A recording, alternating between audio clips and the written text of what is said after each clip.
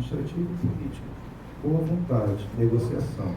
Então, assim, a gente quer sair daqui, procurador, defensor, por favor, com um posicionamento concreto, né? Uma próxima reunião, uma audiência mais técnica, ver de que forma a gente pode avançar nessa frente, nessa demanda. Então, a priori, esse é o posicionamento do sindicato. muito obrigado. Deixa eu usar isso aqui.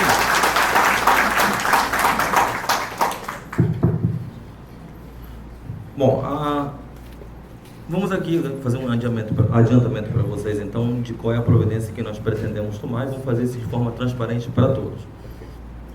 Primeiro, por que a gente precisa fazer a audiência pública? Porque a gente tem a obrigação de transparência. Então, não é porque o processo foi protocolado na Defensoria Pública que nós vamos resolvê-los à porta fechada. Essa não é a nossa intenção. Principalmente quando o processo envolve o interesse de inúmeras pessoas. Então, faz parte do nosso procedimento, efetivamente, fazer a audiência para tanto. Nós já fizemos 2 audiências em 2016. Temos elas aqui em cópia anexa, e nessas audiências nós temos representantes dos trabalhadores, e se eu não estou enganado, é a primeira vez que os trabalhadores estão aqui.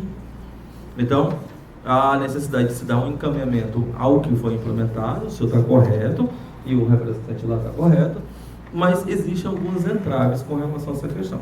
Os entraves de natureza jurídica e entraves de natureza política. Se vocês me permitem, tanto os representantes da administração quanto os trabalhadores, eu vou dar meu posicionamento sobre essa demanda e vamos seguir com um encaminhamento bem específico. Acredito que fazer discussão aqui do que deve ser feito por um lado ou por outro seja, infelizmente, discutir sexo dos anjos. Então, vamos aqui compreender o que é que nós temos em mãos. Antes de tudo, eu tenho uma pergunta aqui para os representantes. Quantos servidores nós temos na SMTU? Aproximadamente 220. 220. E quantos nós temos na Manaus Trans? 500. Aproximadamente 500. Corpo administrativo, 70 pessoas. Corpo administrativo. São 500, mais ou menos, então, né? Ambas as secretarias ambas são autarquias. Perdão, a SMTU possui 220, a Manaus Trans 500, mais ou menos. Isso. Uma outra pergunta importante para vocês. Se a gente está falando de autarquias, então a natureza jurídica do trabalho é estatutário, não é? Nós temos, então, aquele outro problema que pode trazer para a gente, que é a questão da diversidade de relações jurídicas internas. A gente está falando, então, de diversos regimes jurídicos.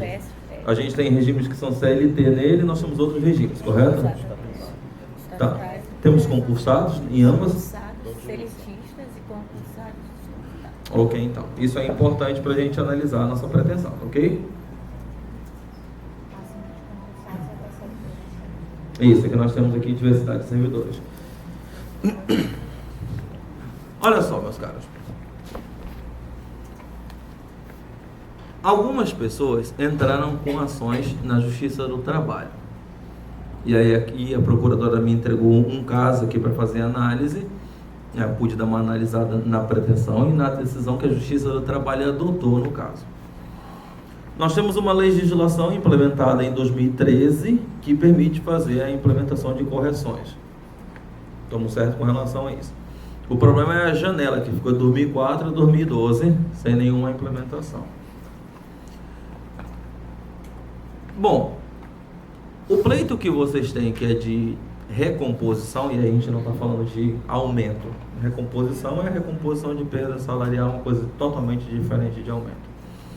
Então eu não teria e não haveria legitimidade nenhuma da Defensoria de qualquer instituição em discutir aumento real. Se o pleito de vocês fosse isso, o pleito deveria ser arquivado de imediato, porque isso é decisão exclusiva política do chefe do Executivo.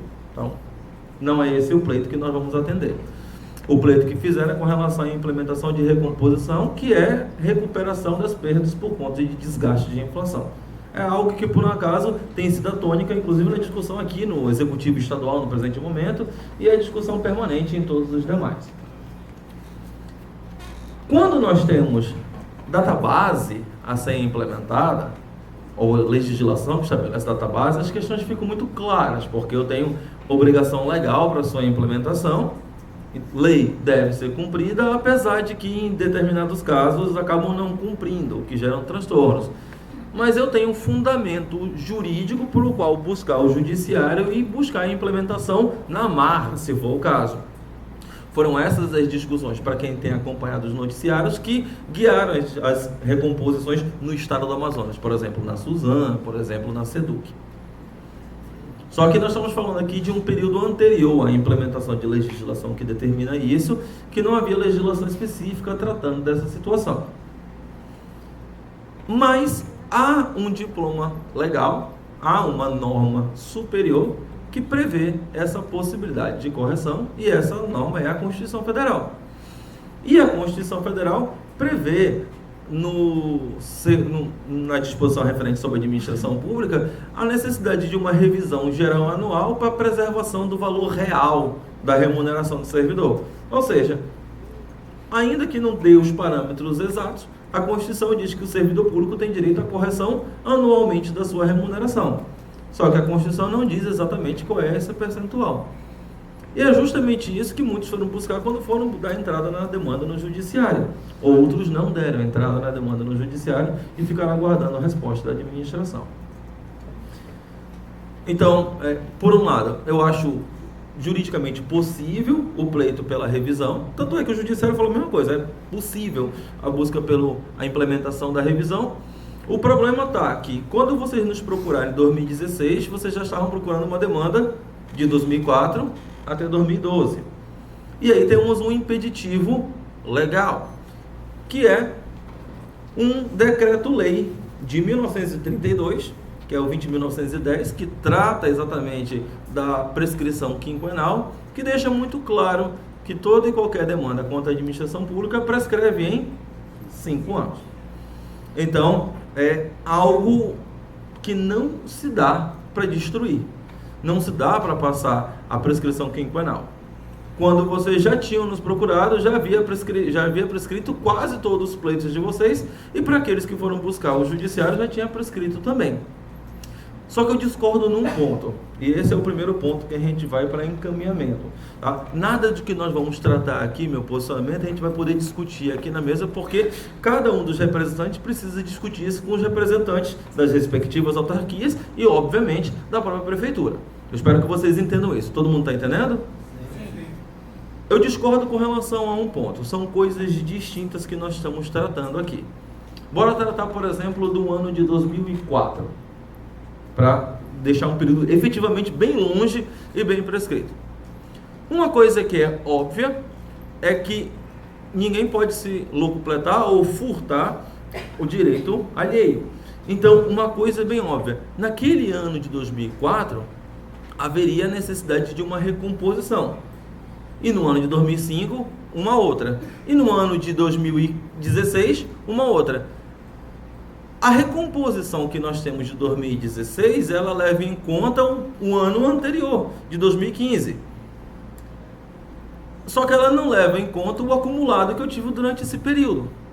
Então, efetivamente, nos anos de 2004 a 2012, que é quando se implementou a correção, se deveria sim ter um padrão para correção dentre qualquer um dos índices possíveis que identificam a inflação, INPC, IPCA, tanto faz, aquilo que foi adotado e ajustado pela administração dos seus representantes.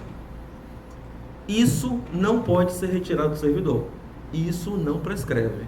E eu explico para vocês. Eu não explico para vocês, eu explico para os representantes. Esse percentual não se retira, porque esse percentual ele é de trato contínuo. Porque, vamos supor que em 2004 fosse, hipoteticamente, 5%.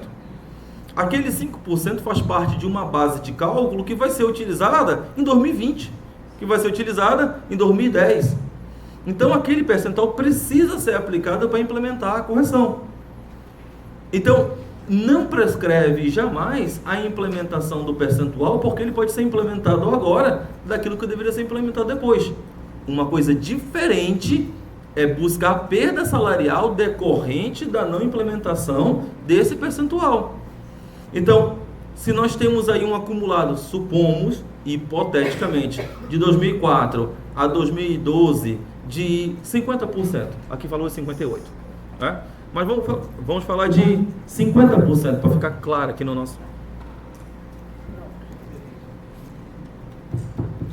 Vamos imaginar então que nós temos uma perda de 50% nisso. O efetivo financeiro de perda de 50%, isso prescreveu, como deixou bem claro a decisão judicial. Porque efetivamente o momento que aquilo deveria ter sido buscado seria efetivamente lá atrás, depois de 5 anos. Só que os efeitos desse percentual, eles continuam se propagando a cada mês.